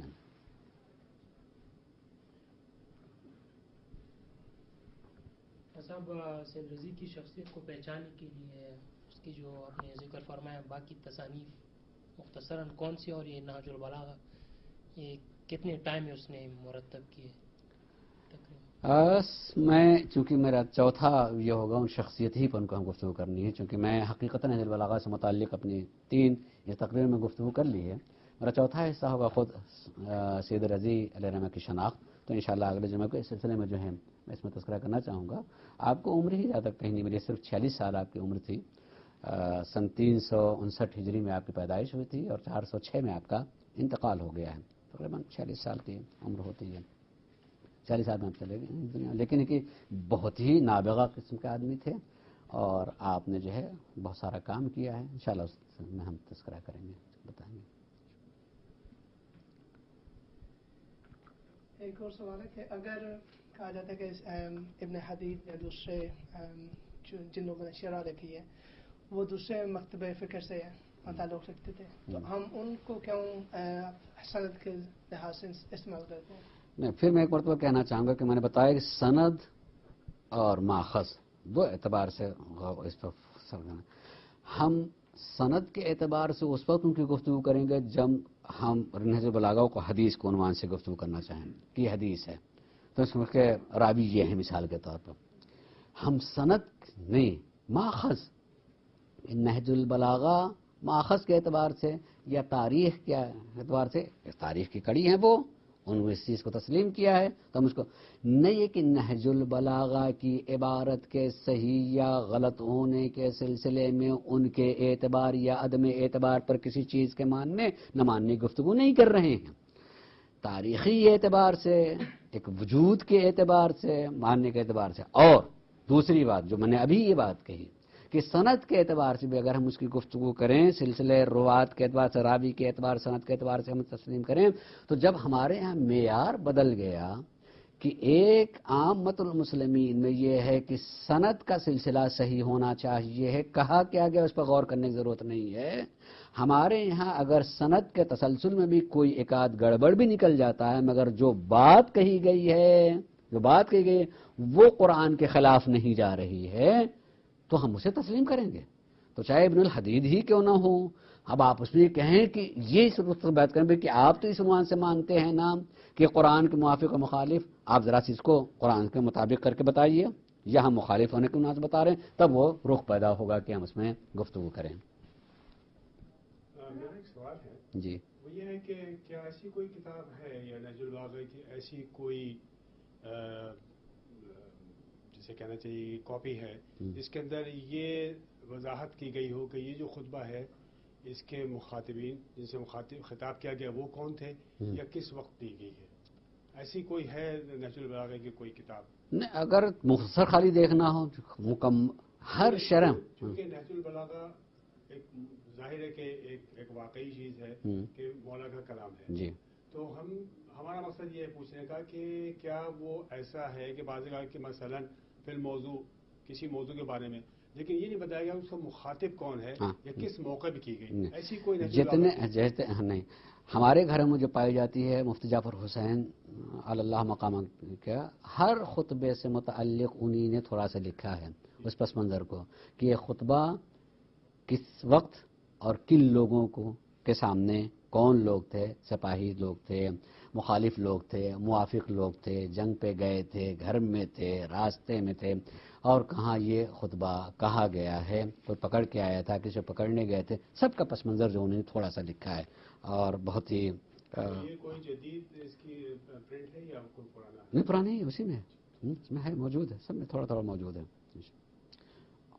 اور شرح میں جتنی بھی شرح ہیں پرانی بھی قدیم، اس میں تو سب میں ہے، اس میں تو سب میں ہے، الگ سے خالی اس کے مواقع کی ضرورت نہیں ہوتی، جہاں شرح کی جا رہی ہے وہیں اس کی ضرورت ہوتی ہے کہ اس شرح میں اس کو بتایا جائے کہ اس کا مورد کیا تھا، اس کا موقع کیا تھا، اس کا محل کیا تھا، اور مخاطب لوگ کون تھے، ہے موجود ہے۔ نہج البلاغہ کب لکھی گئی اور اس میں جن لوگوں نے ریفرنسز دیے ہیں تو وہ مطلب آپ نے 3 اہل نصارہ کے لوگوں کا مینشن کیا، تو مسلمانوں نے بھی اس بارے میں کچھ باتیں کمنٹ کی ہیں؟ ہاں، بہت سارے ہیں، بہت سارے مسلمانوں نے، مطلب کون سی صدی میں نہج البلاغہ؟ میں ابھی ہم اسی صدی کی، اسی بالکل۔ صاحب یہ ایک آخری کوشچن ہے میرا، اسی صدی سے مراد 20ویں صدی تو یہ 21ویں میں نہیں ہے۔ صاحب یہ جس طرح آپ نے فرمایا کہ یہ جو بزام خواہش جو علمی طبقہ ہے، پہلے جنہوں نے پچھلے لیکچر میں بھی فرمایا کہ انہوں نے نہج البلاغہ کو یکسر یہ کہہ کے رد کر دیا کہ پوری کی پوری اس میں گالیاں ہیں، حالانکہ ان کی جو جس طرح آپ نے فرمایا کہ انہوں نے اپنے دور میں کفر کے فتوی لگا کے قتل کر دیے، لیکن اس کے لیے جسٹیفائی کرتے کہ اشتہائی غلطی، پھر کیا وجہ ہے کہ وہ یہ حالانکہ پورے کا پورا نور ہے کلام نہج البلاغہ، اس کے بارے میں پھر یہ اس طرح کے کمنٹس نہیں دیتے ہیں؟ کیا یہ مذہبی تعصب کی بنا پہ تھا؟ میں نے تو اپنی بات میں یہی کہ مجھے چشمہ تک کہ تعصب کا چشمہ جب تک نہیں اتاریں گے آدمی، اور جب تک تعصبی جذبات سے آدمی الگ نہیں ہٹے گا، ایک علمی اعتبار سے کہ کوئی بھی گفتگو کرنے کے لیے ایک علمی لب و لہجہ اختیار کرے، آدمی کہے، جیسے اس میں یہ بات کی کہ من طالع الناس، جو کوئی بھی اس کا مطالعہ کرے گا، وہی کہنے کا کوئی اس کا مطلب کسی نے مطالعہ نہیں کیا ہے، یعنی کتنی سامنے کی بات ہے کہ جو بھی مطالعہ کرے گا وہ دیکھے گا فی سب سری کہ اس میں واضح گالیاں ہیں، خود ہمیں سمجھ میں آ رہا کوئی پر کیا اس نے کوئی مطالعہ نہیں کر رہا ہے یا کسی نے مطالعہ کیا نہیں ہے، صرف آپ پہلے مطالعہ کرنے والے ہیں،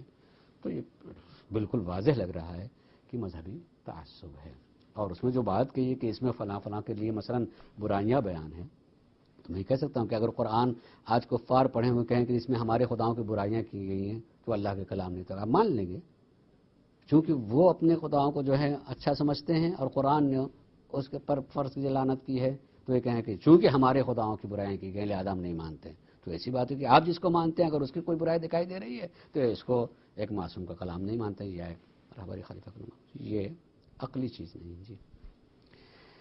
شکریہ. اللهم صل على محمد وآل محمد.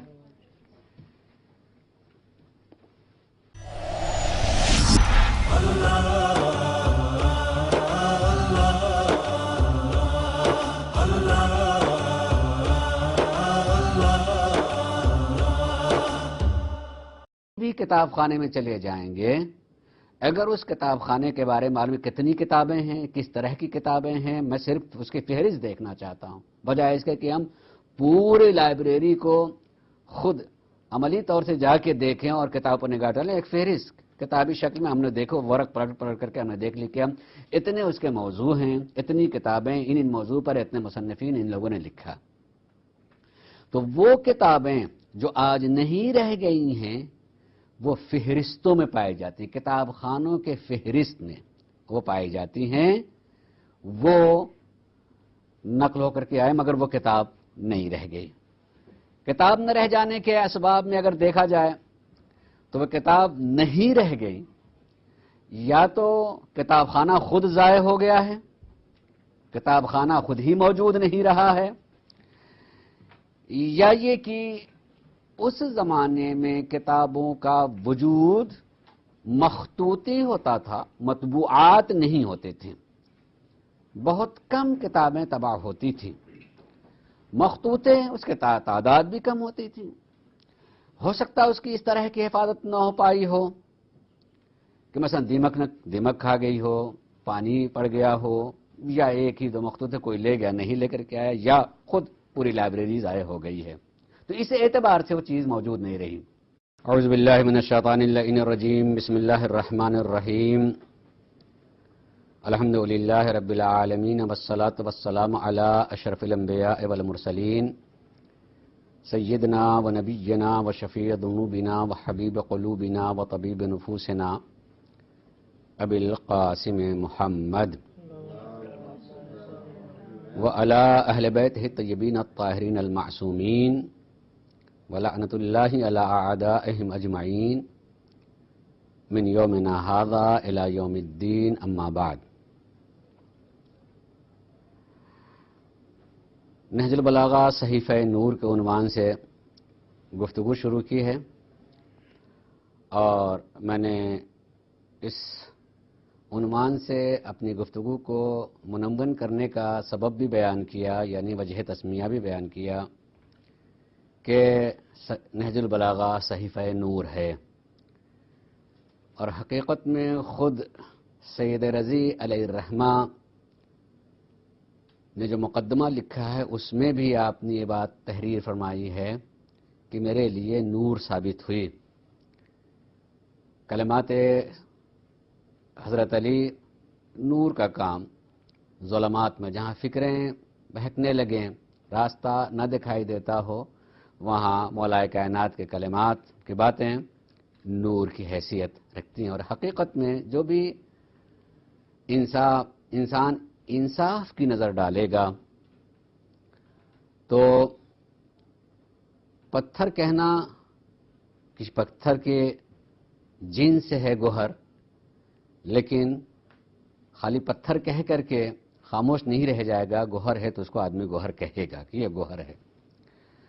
ایسی ہی ہے، اگر انصاف کی نگاہ رکھتے ہوئے اس کا پڑھے گا تو یقینی معنوں میں یہ تسلیم کرے گا کسی عام انسان کا کلام نہیں ہے،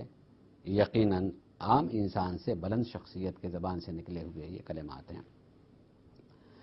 بہرحال جب میں اس کی تشریح اور شرح خطبات کی کروں گا تو اس میں یہ رخ زیادہ آئیں گے. ابھی میں پھر بھی چاہتا ہوں کہ یہ آج تیسرا حصہ بھی حقیقت نہج البلاغہ سے متعلق ہو، یعنی حقیقت نہج البلاغہ سے مراد میری یہ تھی مقدمتاً جو مجھے بیان کرنا ہے، اور دو گفتگو میں کر چکا، اپنی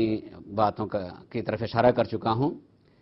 کہ نہج البلاغہ ایک حقیقت ہے. اگر آج کے زمانے میں اس میں شبہات پیش کیے جائیں اور یہ بات کہی جائے کہ نہج البلاغہ کسی عالم کی، کسی ادیب کی اپنی تحریر نسبت دے دی گئی ہے، تحریر کو لکھ کر کے منسوب کر دیا گیا ہے،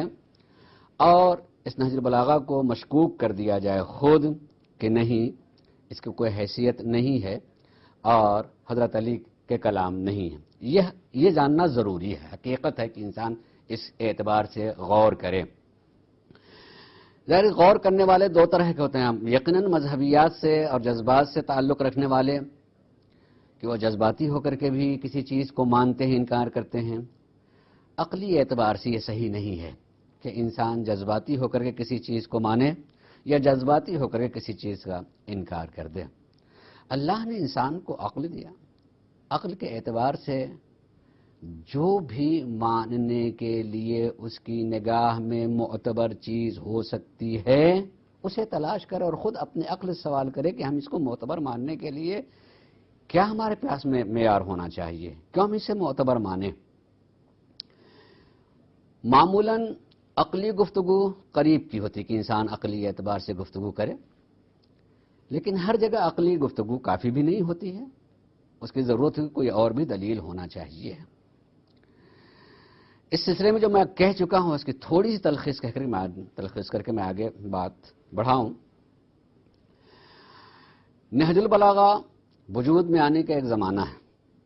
ماننے کے لیے ایک سب سے بڑی چیز ہوتی ہے کہ ہم یہ جاننے کی صحیح اور کوشش کریں کہ جس زمانے میں نہج البلاغہ کو مرتب کیا گیا ہے، جمع کیا گیا ہے، کیا اس سے پہلے بھی کتابی شکل میں یا کتابوں میں ان چیزوں کا تذکرہ پایا جاتا ہے یا نہیں پایا جاتا ہے۔ میں جو بتا چکا ہوں وہ یہ کہ یقیناً پایا جاتا ہے، اور اس زمانے کی کتابیں دو طرح کی ہیں۔ کچھ کتابیں وہ ہیں جو کتابیں لکھی گئیں اور ایک زمانے تک رہیں مگر آج وہ کتابیں نہیں ہیں۔ وجوہات ہو سکتے ہیں، اس کے اسباب ہو سکتے ہیں۔ اچھا پتہ ہے انسان جو ہے پھر کیسے یہ مانے یا تسلیم کرے کہ آپ یہ کہہ رہے ہیں کہ کتابیں تھیں اور آج نہیں ہیں، تو اس کے بھی ماننے کے کوئی معیار ہونا چاہیے۔ کس معیار کی بنیاد پر ہم اسے تسلیم کریں کہ وہ کتاب تھی اور آج نہیں ہے؟ ذرا سے اس پر غور کریں گے۔ کتابیں کتاب خانوں سے متعلق ہیں۔ کہیں بھی کسی زمانے میں کتاب خانہ موجود ہو تو اس کتاب خانے میں موجودہ کتابوں کی فہرست ہوتی ہے۔ فہرست صرف کتابوں کی بھی ہوتی ہے، تھوڑی سی تفصیلی بھی فہرست ہوتی ہے کہ یہ کتاب ہے، فلاں نے لکھی ہے، اس میں یہ موضوعات اور یہ عناوین پائے جاتے ہیں۔ یہ ذرا سی تفصیلی ہوئی۔ آج بھی آپ کسی